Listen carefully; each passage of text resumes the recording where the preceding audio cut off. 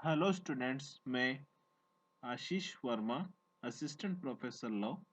Government law college Ajmer. आज हम LLB second year paper 2.6 labour and industrial law first अर्थात श्रम एवं औद्योगिक विधि प्रथम विषय पर चर्चा करेंगे। Paper 2.6 labour and industrial law first के अंतर्गत हमारे द्वारा कुल 5 अधिनियमों का अध्ययन किया जाना है, जिसके अंतर्गत पहला द ट्रेड यूनियन एक्ट 1926 अर्थात व्यवसाय संघ अधिनियम 1926, दूसरा the payments of wages act 1936 मजदूरी भुगतान अधिनियम 1936, तीसरा द इंडस्ट्रियल डिस्प्यूट एक्ट 1947 औद्योगिक वाद अधिनियम 1947, चौथा द फैक्ट्रीज एक्ट 1948 कारखाना अधिनियम 1948, पांचवा the minimum wages act 1948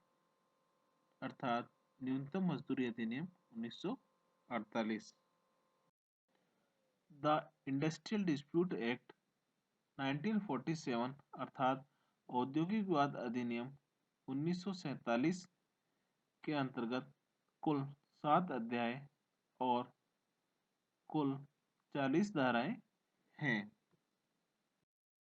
the industrial dispute act 1947 अर्थात औद्योगिक विवाद अधिनियम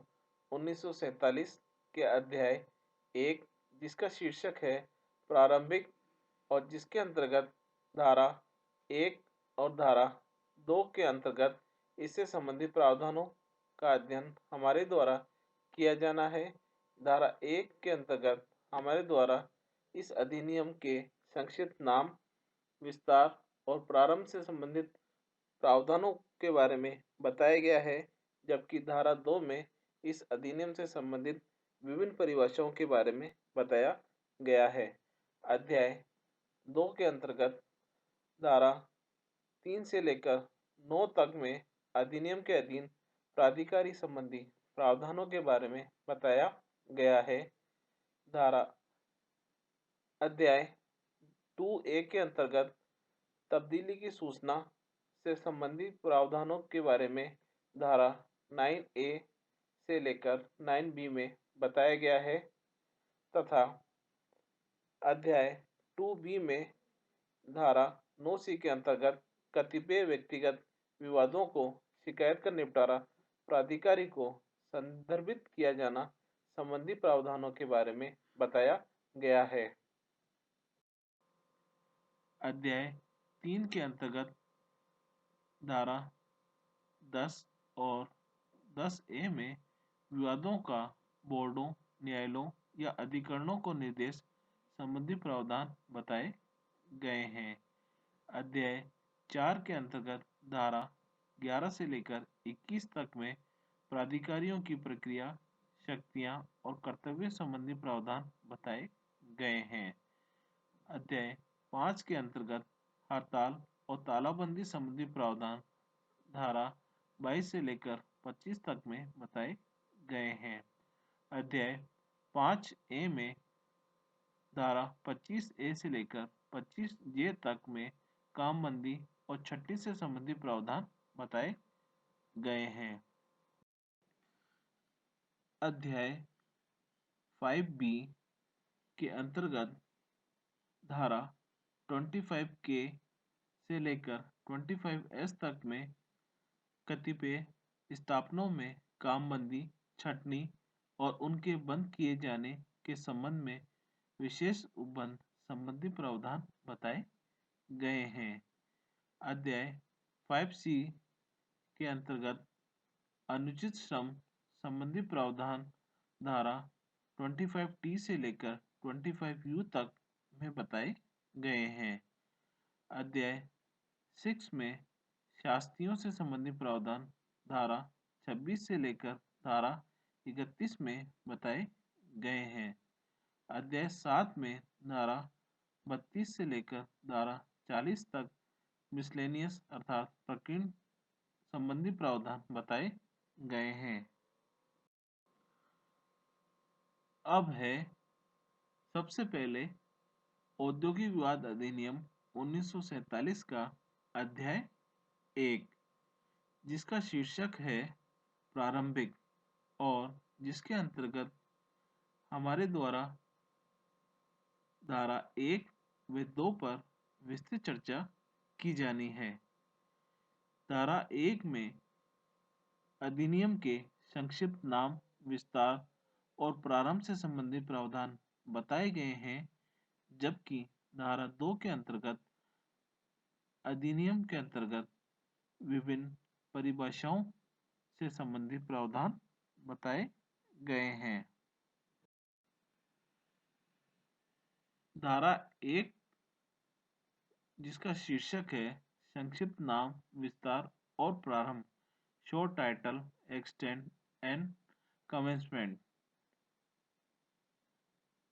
इसके अनुसार यह अधिनियम औद्योगिक विवाद अधिनियम 1947 कहा जा सकेगा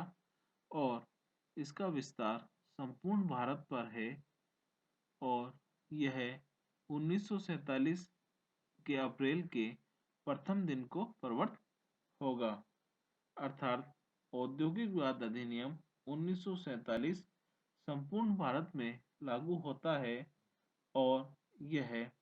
1 अप्रैल 1947 से प्रभावी हुआ है।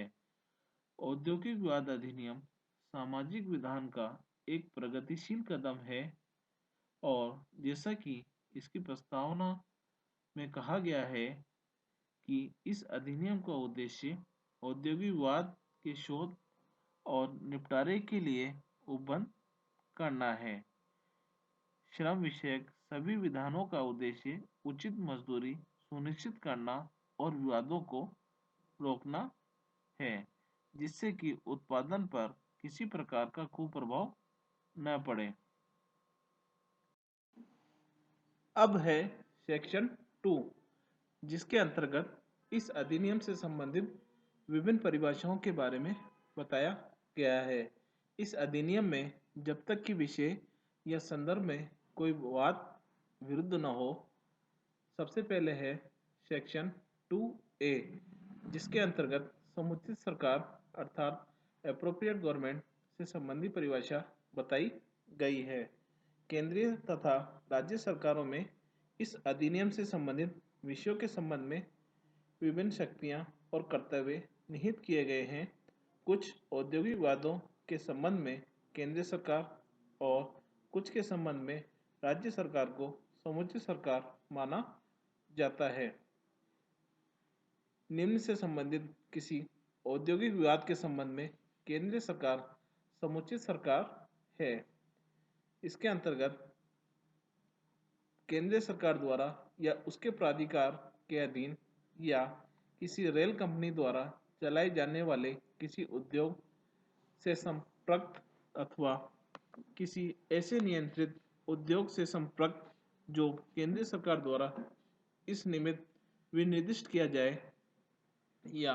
किसी औद्योगिक विवाद के संबंध में या डाक कर्मकार नियोजन का विनियमन अधिनियम 1948 की धारा 5K के अधीन स्थापित डाक श्रम बोर्ड या कंपनी अधिनियम 1956 के अधीन बनाया गया रजिस्ट्रीकृत भारतीय औद्योगिक वित्त निगम लिमिटेड या कर्मचारी राज्य बीमा अधिनियम 1948 की धारा 3 के अधीन स्थापित कर्मचारी राज्य बीमा निगम या कोयला खान भविष्य निधि और प्रकीर्ण उपबंध अधिनियम 1948 की धारा 3K के अधीन गठित न्यासी बोर्ड या कर्मचारी भविष्य निधि और प्रकीर्ण उपबंध अधिनियम 1952 की क्रमशः धारा 5K और धारा 5ख के अधीन गठित केंद्रीय न्यासी बोर्ड और राज्य न्यासी बोर्ड या जीवन बीमा निगम अधिनियम 1956 की धारा 3 के अधीन स्थापित भारतीय जीवन बीमा निगम या कंपनी अधिनियम 1956 के अधीन रजिस्ट्रीकृत तेल और प्राकृतिक गैस निगम लिमिटेड या निक्षेप बीमा और प्रत्यभूति निगम अधिनियम 1961 की धारा 3 के अधीन स्थापित निक्षेप बीमा और प्रत्यभूति निगम या या भांडागारण निगम अधिनियम 1962 की धारा 3 के अधीन स्थापित केंद्रीय भांडागारण निगम या भारतीय यूनिट ट्रस्ट अधिनियम 1963 की धारा 3 के अधीन स्थापित भारतीय यूनिट ट्रस्ट या खाद्य निगम अधिनियम 1964 की धारा 3 के अधीन स्थापित भारतीय खाद्य निगम या दो अथवा दो से अधिक समीपस्थ राज्यों के लिए धारा 16 के अधीन स्थापित प्रबंधन बोर्ड या भारतीय विमानपत्तन प्राधिकरण अधिनियम 1994 की धारा 3 के अधीन गठित भारतीय विमानपत्तन प्राधिकरण या प्रादेशिक ग्रामीण बैंक अधिनियम 1976 की धारा 3 के अधीन स्थापित प्रादेशिक ग्रामीण बैंक या निर्यात उधार और प्रत्याभूति निगम लिमिटेड या भारतीय औद्योगिक पुनर्निर्माण बैंक राष्ट्रीय आवास बैंक अधिनियम 1987 की धारा 3 के अधीन किसी वायु परिवहन सेवा अथवा बैंककारी या बीमा कंपनी खान तेल क्षेत्र छावनी बोर्ड या महापत्तन ऐसी किसी कंपनी जिसमें समादत्त शेयर पूंजी के 51% से अन्यून केंद्र सरकार द्वारा धारित है या संसद द्वारा बनाई गई किसी विधि द्वारा या उसके अधीन स्थापित ऐसे किसी निगम जो इस खंड में निर्दिष्ट निगम नहीं है या केंद्रीय पब्लिक सेक्टर उपक्रम प्रमुख उपक्रम द्वारा स्थापित समानुषंगी कंपनियों और केंद्र सरकार के स्वामित्वाधीन या नियंत्रणाधीन स्वशासी निकायों से संपर्क औद्योगिक विवाद के संबंध में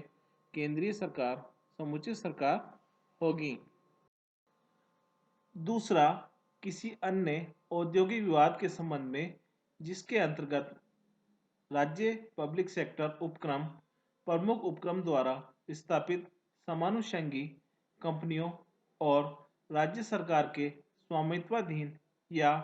नियंत्रणाधीन स्वशासी निकायों से संबंधित विवाद भी हैं, राज्य सरकार समुचित सरकार होगी। अर्थात अन्य सभी प्रकरणों में समुचित सरकार वह सरकार है जिसके राज्य क्षेत्र के भीतर औद्योगिक विवाद उत्पन्न होता है, परंतु यह कि किसी ऐसे औद्योगिक स्थापन में जहां ऐसा विवाद पहली बार हुआ था, किसी ठेकेदार और ठेकेदार के माध्यम से नियोजित ठेका श्रम के बीच किसी विवाद के मामले में समुचित सरकार यथास्थिति केंद्र सरकार या ऐसी राज्य सरकार होगी जिसका ऐसे औद्योगिक स्थापन पर नियंत्रण है। अर्थात समुचित सरकार केंद्रीय सरकार है अथवा राज्य सरकार विवाद के विषय वस्तु पर निर्भर करता है। साधारण सिद्धांत जिस पर कि औद्योगिक विवाद के प्रकरण में राज्य या केंद्र सरकार के प्राधिकारी का वर्गीकरण निर्भर करता है, यह है कि ऐसे उद्योग के संबंध में जो कि केंद्र सरकार के प्राधिकार के द्वारा या अंतर्गत संचालित है या उद्योग के एक या एक से अधिक राज्य में स्थिर होने की स्थिति में समुचित सरकार केंद्र सरकार है, जिससे कि समस्याओं की व्यावृत्ति सुविधापूर्वक और समरूप ढंग से की जा सके। इस संबंध में कुछ वादों पर भी हम चर्चा कर लेते हैं। Bharat glass works private limited बनाम पश्चिमी बंगाल राज्य के 1957 के बाद में अपीलांट ग्लास और मृत्तिका शिल्प सिरेमिक के अधिनिर्माण का उद्योग संचालित करते थे, उनका अभिकथन ये था कि यह एक नियंत्रित उद्योग है, इसलिए केंद्रीय सरकार के समुचित सरकार होने के नाते पश्चिमी बंगाल द्वारा किया गया संदर्भ मान्य नहीं है। इस मामले में यह निर्णय दिया गया कि उद्योग विकास और विनियम अधिनियम 1951 की प्रथम सूची में उल्लिखित उद्योग एक नियंत्रित उद्योग है, किंतु इसके अंतर्गत अनिवार्य रूप से ऐसा उद्योग नहीं आता जो कि केंद्र सरकार द्वारा या उसके अधिकार के अंतर्गत संचालित किया जा रहा है। केंद्रीय सरकार के अधिकार के अंतर्गत उद्योग के लिए एक ऐसा उद्योग होना आवश्यक है जो स्वयं केंद्रीय सरकार का उपक्रम हो। इसी प्रकार श्री शंकर एलम लिमिटेड बनाम त्रावणकोर कोचीन राज्य 1955 के मामले में यह स्पष्ट किया गया कि केवल इस कारण से कि एक उद्योग नियंत्रित उद्योग है या यह कि उसके संबंध में आवश्यक लाइसेंस केंद्रीय सरकार द्वारा स्वीकृत किया गया है, उस उद्योग को आवश्यक रूप में केंद्रीय सरकार द्वारा या उसके प्राधिकार के अंतर्गत संचालित उद्योग नहीं माना जाएगा। इसी प्रकार 1960 के विजय कॉटन मिल्स लिमिटेड बनाम उनके कर्मकार और अन्य के मामले में ये कहा गया कि इस धारा में जो कुछ वांछित है वह केवल ये नहीं कि वह उद्योग एक नियंत्रित उद्योग हो, अपितु यह भी कि केंद्रीय सरकार इस निमित्त अवश्य उल्लेखित करे कि संबंधित उद्योग एक नियंत्रित उद्योग है। दूसरे शब्दों में वह विशिष्ट कार्रवाई अवश्य ही केंद्र सरकार द्वारा इस अधिनियम के प्रयोजन का संदर्भ देते हुए उसी प्रयोजन के निमित्त की गई हो, जिससे कि इस उपबंध के अंतर्गत उस उद्योग के लिए स्वयं केंद्र सरकार समुचित सरकार का स्थान ग्रहण कर ले। जब बैंकिंग या बीमा कंपनी की शाखाएं एक से अधिक राज्यों में स्थित है, उस कंपनी के संबंध में उठने वाले औद्योगिक विवादों के लिए समुचित सरकार केंद्रीय सरकार है। इसी प्रकार 1992 के जनरल एम्प्लॉयज एसोसिएशन बनाम यूनियन ऑफ इंडिया एवं अन्य के मामले में हिंदुस्तान पेट्रोलियम कॉर्पोरेशन लिमिटेड के परिसर में सुविधा केटरिंग सर्विस के नाम से ठेकेदार द्वारा एक कैंटीन चलाई जाती थी। इस मामले में यह निर्णय दिया गया कि कैंटीन के कर्मचारियों के विवाद के संबंध में केंद्र सरकार समुचित सरकार मानी जाएगी, क्योंकि कारखाना अधिनियम के अंतर्गत निगम को कैंटीन संचालित करना अनिवार्य है और निगम के संबंध में केंद्रीय सरकार समुचित सरकार है। इस प्रकार आज के व्याख्यान में हमारे द्वारा औद्योगिक विवाद अधिनियम 1947 के अध्याय 1, जिसके अंतर्गत कुल 2 धाराएं हैं, धारा 1 व धारा 2। धारा 1 में अधिनियम के संक्षिप्त नाम, विस्तार और प्रारंभ से संबंधित प्रावधानों पर हमारे द्वारा चर्चा की गई और धारा 2 जिसके अंतर्गत अधिनियम से संबंधित विभिन्न परिभाषाओं से संबंधित प्रावधान बताए गए हैं, जिसके अंतर्गत आज हमारे द्वारा समुचित सरकार की परिभाषा पर विस्तृत चर्चा की गई। धन्यवाद।